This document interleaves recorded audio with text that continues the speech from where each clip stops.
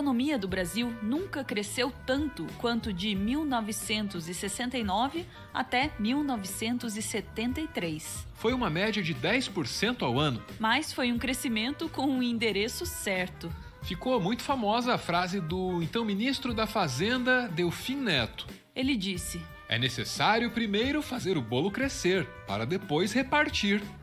Aqueles que não creem no Brasil deveriam fazer uma visita como esta para compreenderem que, a despeito do que se fala, o Brasil continua a progredir e progredirá rapidamente. O bolo nunca foi repartido. Quer uma prova disso? Durante a ditadura, quem era pobre no Brasil ficou ainda mais pobre e quem era rico ficou mais rico. Em 1964, quando os militares tomaram o poder, o 1% mais rico da população detinha 20% de toda a riqueza do país. Aí, em 85, quando a ditadura acabou, esse número passou para os 30%.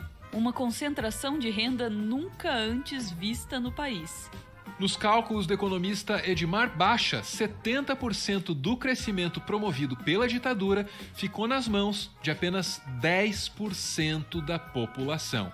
Os salários dos trabalhadores foram achatados, com a ditadura reprimindo sindicatos e proibindo as greves. Quando os militares entregaram o governo, o salário mínimo era, em valores reais, 50% menor do que quando eles assumiram. A vida metalúrgica, eu não sei nem explicar como que é, sabe? Porque do jeito que eu trabalho, era para ganhar mais ou menos, né?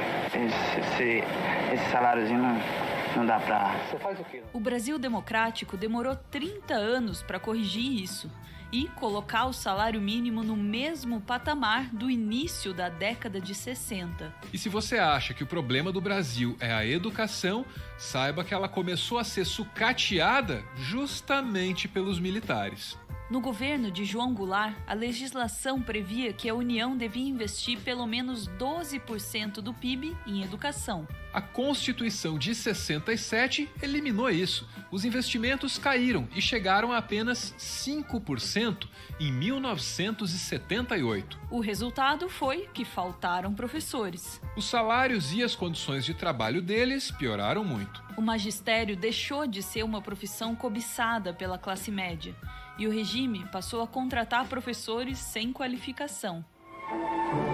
De pé no chão, também se aprende a ler.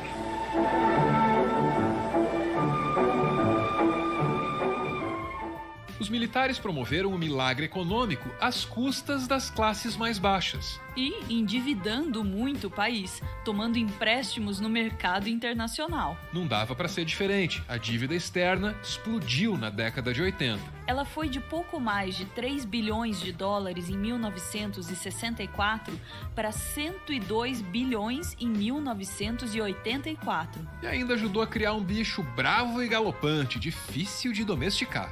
A hiperinflação.